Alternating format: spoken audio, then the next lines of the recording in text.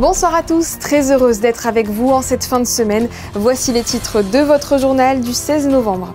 La pluie ne les aura pas arrêtés. Le match de rugby entre Monaco et Grasse a bien eu lieu à la Turbie cet après-midi et il s'est soldé par une défaite pour les Rouges et Blancs. Résumé à suivre. La sécurité routière est au cœur des préoccupations de Monaco. Vous entendrez le ministre de l'Intérieur Lionel Beffre au sujet de cette loi adoptée la semaine dernière et qui prévoit notamment des sanctions plus lourdes pour l'alcool au volant.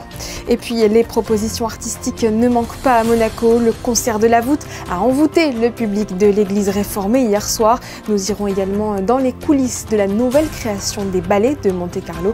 Avant de parler cinéma avec Vincent Vatrican, la prochaine projection de l'Institut audiovisuel fera voyager les cinéphiles direction Mumbai. Et on débute par ce tout récent résultat sportif. C'était jour de derby aujourd'hui au stade Prince Héréditaire Jacques. Le match de Fédéral 2 qui opposait cet après-midi l'AS Monaco Rugby et le rugby olympique de Grasse s'est soldé par une défaite pour les Monégasques, 19-36. Ils n'ont pas démérité pour autant. Le récit de Théo Schumer sur les images de Marie-Ève B. C'est sous une pluie battante que les espoirs de la SM Rugby ont affronté à domicile leurs adversaires de Grasse dans le cadre de la 8e journée de Fédéral 2. La pluie ne les aura pas aidés, le score est resté serré jusqu'à la mi-temps. Les Monégasques ont égalisé à plusieurs reprises mais se sont toujours laissés distancer. Le tableau affichait 6-9 à la mi-temps. C'est une histoire d'intensité collective, hein. Des fois vous avez beau mettre tout ce que vous pouvez, toute l'énergie avec des individualités, mais des fois il faut que ça prenne, il faut que la mayonnaise soit plus forte, plus consistante, qu'il y ait plus de structure et que ça finisse par gagner ces grands bras de fer qu'il y a contre des équipes comme Grasse. Donc mais bon, c'est pas grave, on construit, c'est les espoirs, c'est la formation du club, elle est là pour avancer et tous les week-ends ils apprennent. Dès la 63e minute, les espoirs de Monaco prennent beaucoup de retard. Plus le temps passe et plus ils voient leur chance de réussite s'amenuiser face à une équipe de Grasse inexpugnable. Passé la 80e minute, le score est sans appel, 19-36 pour Monaco. Le rugby olympique de Grasse l'emporte. C'est une mise en bouche, déjà on est content d'avoir joué le match au vu des conditions météo, c'était un peu compliqué. On attendait, mais tout le monde était là, finalement la fête était au rendez-vous. Après bon, le match, on est tombé contre une belle équipe de Grasse, on sait qu'on a une équipe jeune nous, qui est en construction, donc on va les laisser grandir, c'est comme ça. Ça passera par ce genre de match qui est une forme d'apprentissage. Donc ça ne tourne pas en notre faveur aujourd'hui, mais c'est pas grave. Et ça va motiver encore plus l'équipe d'après pour faire le grand match pour l'équipe première. La pression ne redescendra pas à la fin de ce match qui se solde même par quelques échauffourées. Les espoirs repartent déçus, mais leurs collègues de l'équipe première rattraperont le coup juste après eux en battant Grasse 26-14. Comme quoi les conditions météo n'ont pas complètement porté malheur au rugby monégasque ce dimanche. C'était il y a quasiment un an, 2 accidents dans les tunnels de la Principauté liés à l'alcool et aux stupéfiants ont relancé les réflexions autour de la sécurité routière. La semaine dernière, les élus du Conseil national ont adopté un projet de loi pour sauver des vies. Le ministre de l'Intérieur Lionel Beffre nous en livre les grandes lignes dans cette interview menée par Théo Schumer. Bonsoir Monsieur le Ministre. Bonsoir. Merci d'avoir accepté cette entrevue. D'abord pour recontextualiser, est-ce que vous pouvez nous rappeler quel est l'esprit que porte cette loi qui est désormais adoptée? L'esprit de la loi qui a été adoptée hier soir est simple. On a constaté depuis plusieurs années déjà, et ça s'est confirmé en 2023-2024, qu'un grand nombre d'infractions à la sécurité routière reposait sur 2 éléments, d'une part l'alcoolémie, d'autre part les stupéfiants. Et on a constaté, en particulier en décembre dernier, 2 graves accidents qui ont eu lieu sous les tunnels de Monaco, qui auraient pu être mortels et qui ne l'ont pas été quasiment par miracle, qui étaient dus justement à ces facteurs. Il a été dit à l'époque par le gouvernement, dès le mois de décembre, qu'une loi serait présentée au Conseil national pour modifier les conditions dans lesquelles la sûreté publique pouvait faire les contrôles et aussi pour aggraver les peines en cas d'infraction. C'est ce que nous avons fait. Évidemment, cette loi a donné lieu à des discussions, à des échanges en commission. Et puis hier, elle a été adoptée et je me réjouis qu'elle ait pu l'être par le Conseil national.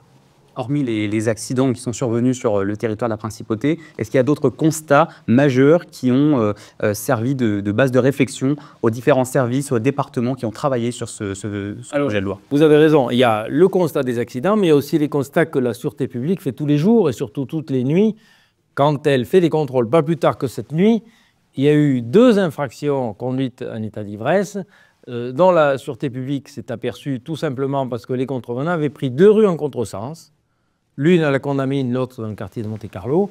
Et à cette occasion, les contrôles ont donné lieu à des vérifications et il s'est avéré qu'il y avait une alcoolémie, 2 alcoolémies d'ailleurs très positives, bien au-delà des 0,4 mg par litre d'expiré. Donc, au-delà des accidents, on voit bien que tous les jours, toutes les nuits, on peut constater des infractions de cette nature.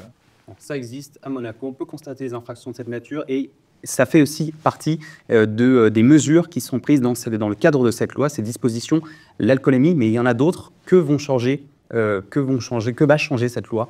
Alors, il y a des dispositions, on va dire, alcoolémie, stupéfiants sur lesquelles je vais revenir, et puis il y a d'autres dispositions qui visent, par exemple, à créer un délit pour les running, c'est l'organisation de courses sauvages auxquelles il faut mettre un terme.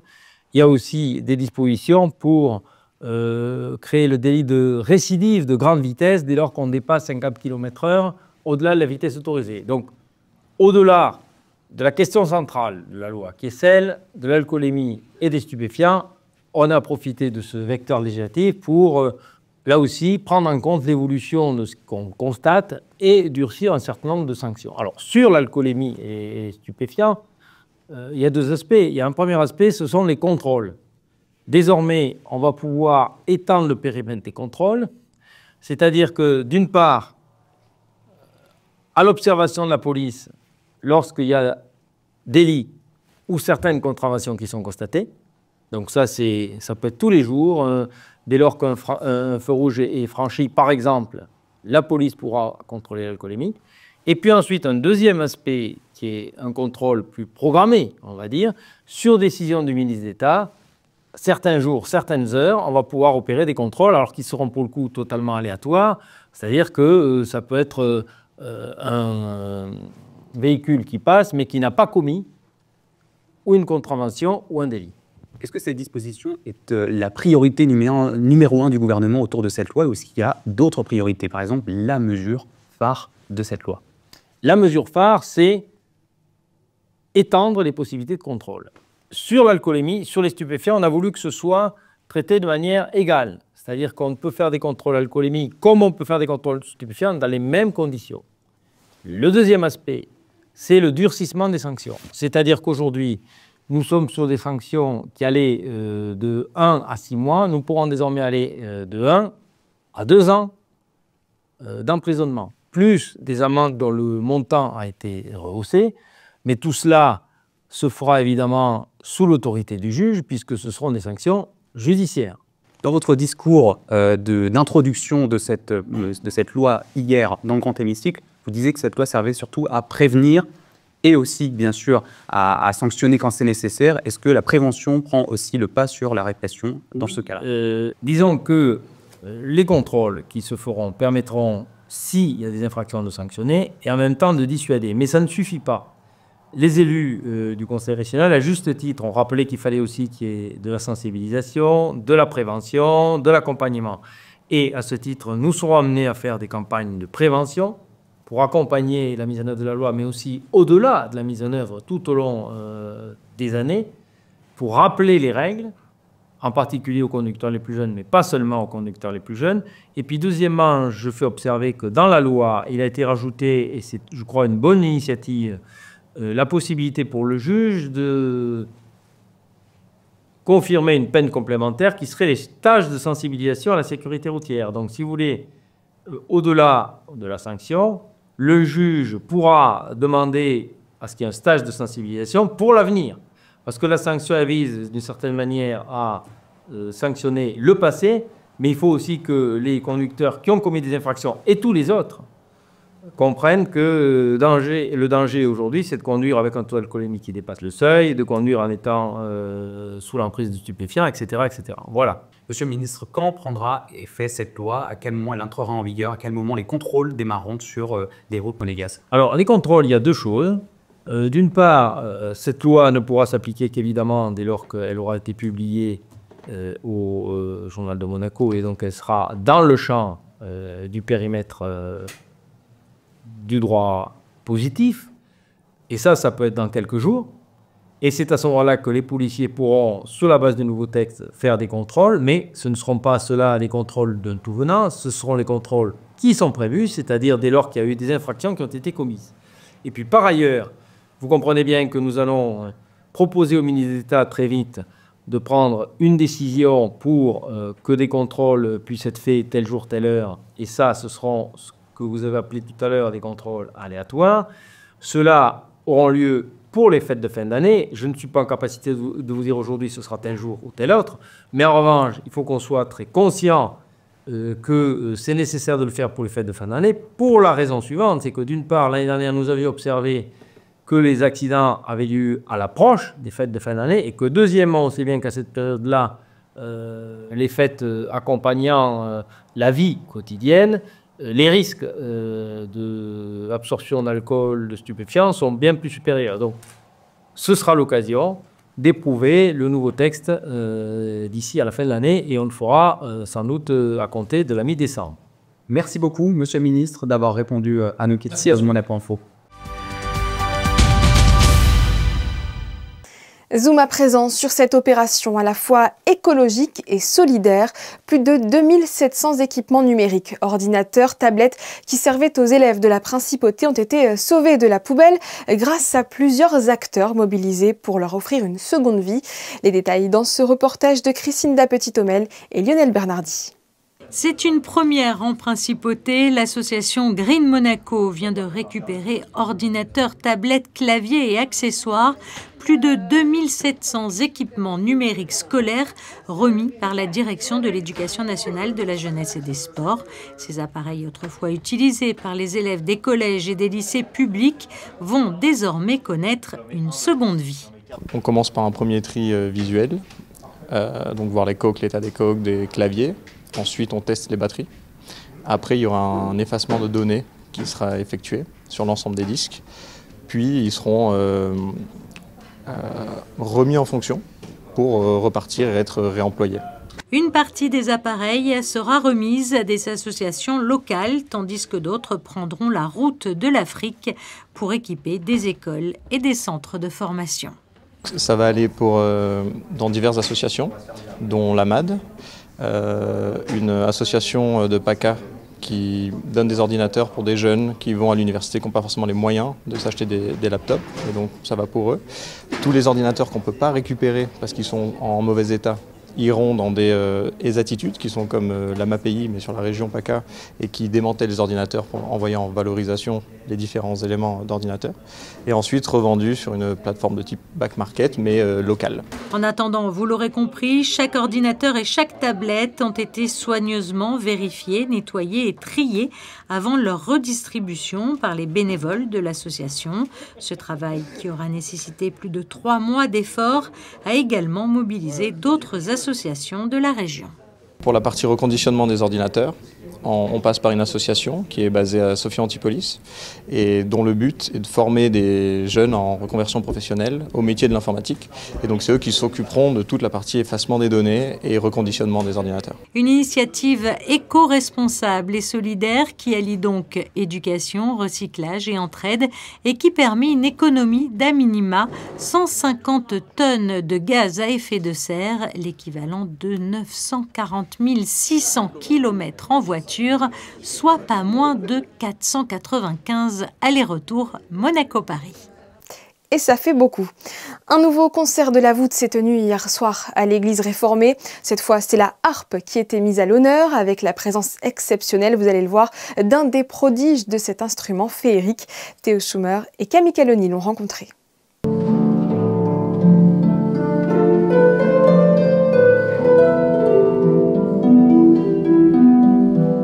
Elle envoûte, enchante et fascine à la fois. Ce nouveau concert de la voûte s'intitule « La harpe féerique » pour rendre hommage à cet instrument aux sonorités presque magiques qui semble venir d'un autre monde et nul autre qu'un prodige pour en faire la démonstration.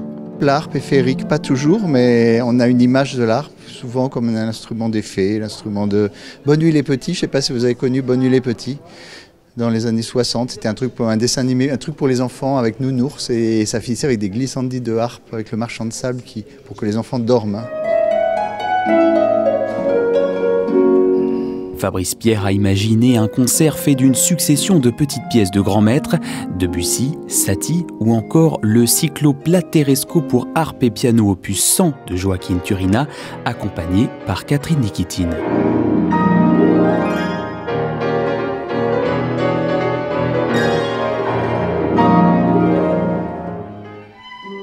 Fabrice Pierre a ensuite été rejoint par David Lefebvre pour la pièce maîtresse du concert, un duo harpe et violon.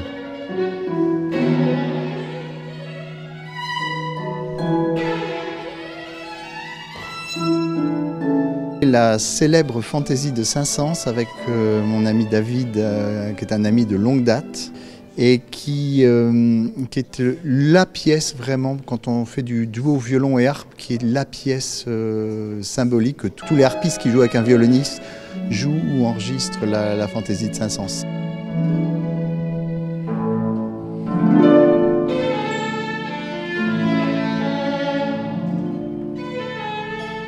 La musique transporte des messages que même le temps ne saurait altérer, et cet ultime concert en est le témoignage.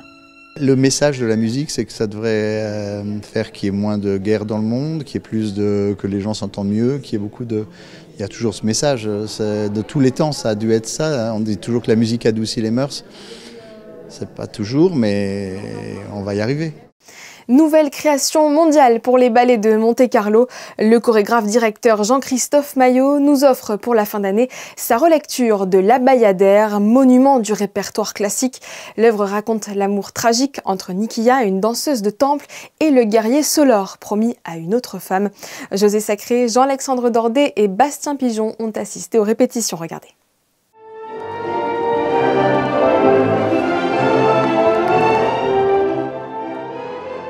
La Bayadère est un monument du répertoire de la danse classique créé par Marius Petipa sur une musique de Minkus en 1877, repris dans une autre version par Nureyev en 1992. Une œuvre que Jean-Christophe Maillot s'était juré de ne jamais chorégraphier, mais pour des raisons personnelles très touchantes, il a choisi, pour son nouveau ballet grand format, d'offrir au public sa nouvelle création qu'il a intitulée Ma Bayadère. Je vais parler d'une compagnie de danse qui répète la Bayadère. Et je vais faire une rencontre tout à fait claire entre l'histoire de la Bayadère et ces danseurs qui, tous les jours, interprètent un rôle, mais qui parfois se rendent compte que ce qu'ils interprètent rentre complètement en fusion avec ce qu'ils vivent quotidiennement.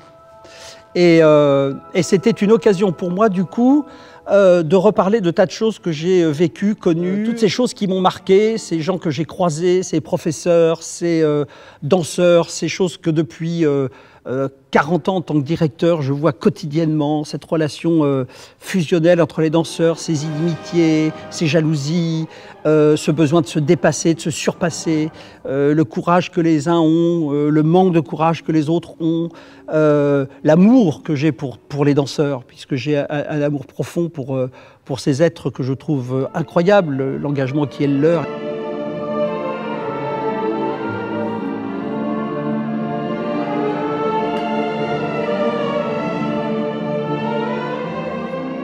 Mardi 11 novembre, à l'atelier des ballets de Monte-Carlo, nous avons assisté au premier filage, c'est-à-dire à la première répétition ininterrompue du premier acte de Ma Bayadère. Et ce fut déjà pour nous un beau moment d'émotion et de plaisir.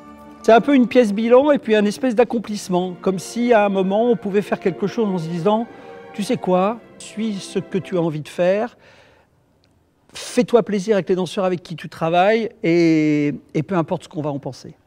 Ma Bayadère donc est à découvrir du 27 décembre au 4 janvier au Grimaldi Forum. Avec cette pluie battante, que diriez-vous d'une projection au Théâtre des Variétés? All We Imagine As Light de la réalisatrice indienne Payal Kapadia sera présentée mardi prochain par l'Institut audiovisuel.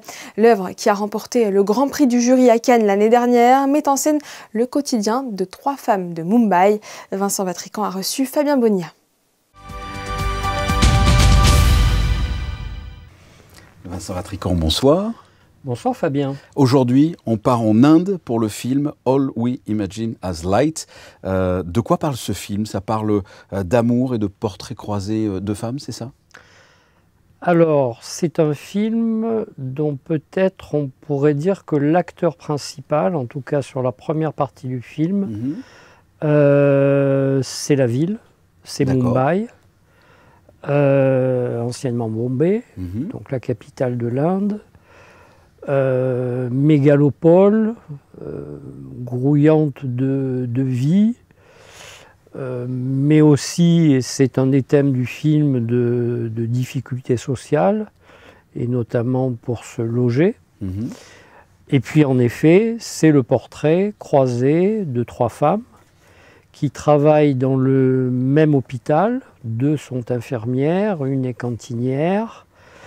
Et on va les croiser tout au long du film, de leurs difficultés rencontrées dans le travail, dans leur vie au quotidien, et puis dans leur rêve d'une vie meilleure. Alors ça parle d'amour aussi, c'est pas une comédie romantique, hein, c'est un film plutôt sombre en fait.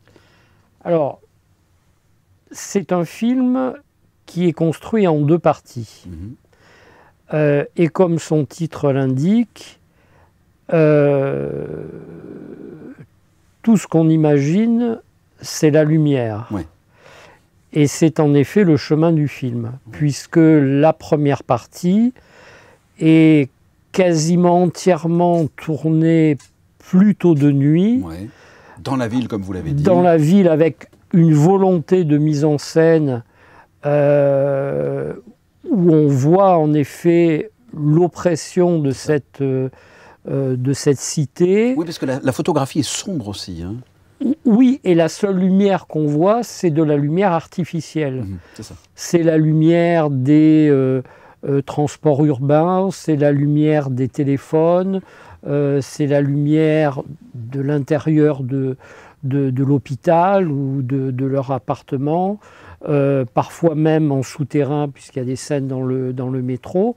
Donc il y a une volonté de la cinéaste de montrer effectivement cette ville grouillante et qui vit, j'allais dire, comme une mer ou comme une marée humaine. On voit ça aussi, c'est-à-dire c'est une ville avec une population tellement dense que ça en devient presque un tissu humain qui bouge comme ça avec voilà, des partis pris de filmer d'assez loin, etc. Donc il y a des partis pris pour donner le sentiment que finalement il y a assez peu de lumière dans cette ville.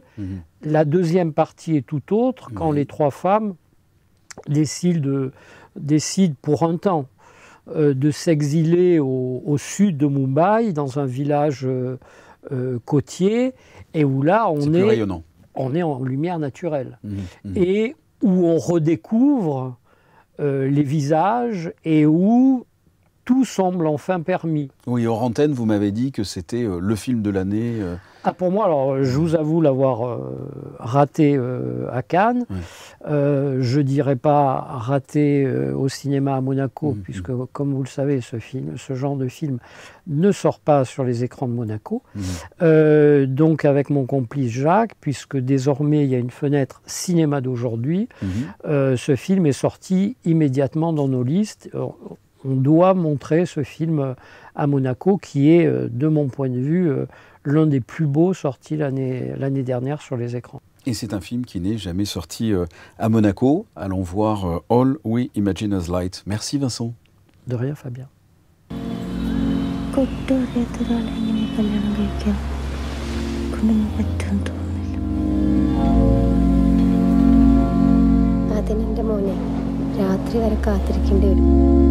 പക്ഷേ തൽക്കാലത്തേക്ക് ഞാൻ ഈ മേഘത്തിൻ്റെ കയ്യിൽ കുറച്ച് ഉമ്മ കൊടുത്തിട്ടാലോ.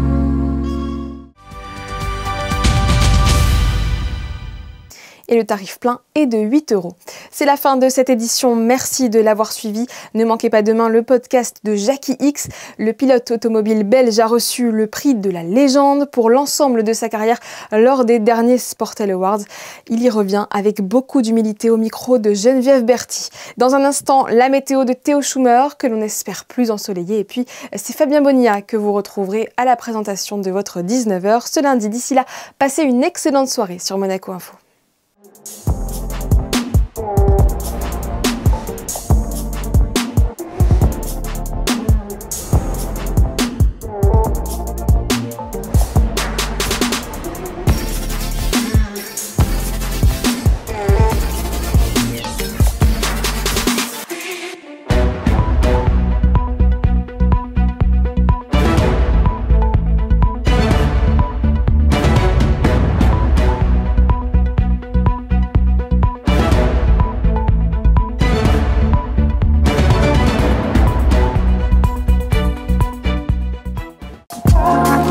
Le Maya Hôtel Courchevel 1850, nouveau boutique hôtel de Courchevel, vous présente la météo.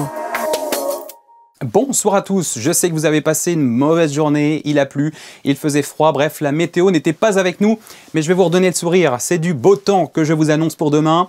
Dès le matin en Principauté, nous allons retrouver le soleil avec peut-être quelques passages nuageux, mais rien de bien méchant, d'autant que le ciel devrait encore se dégager à partir de la mi-journée. Quant aux températures, elles seront assez similaires à aujourd'hui avec 15 degrés le matin et jusqu'à 17 l'après-midi. Ce lundi 17 novembre, vous penserez à souhaiter une bonne fête aux Elisabeth. Belle soirée avec nous et bon début de semaine à Monaco. Le Maya Hôtel Courchevel 1850, nouveau boutique hôtel de Courchevel, vous a présenté la météo.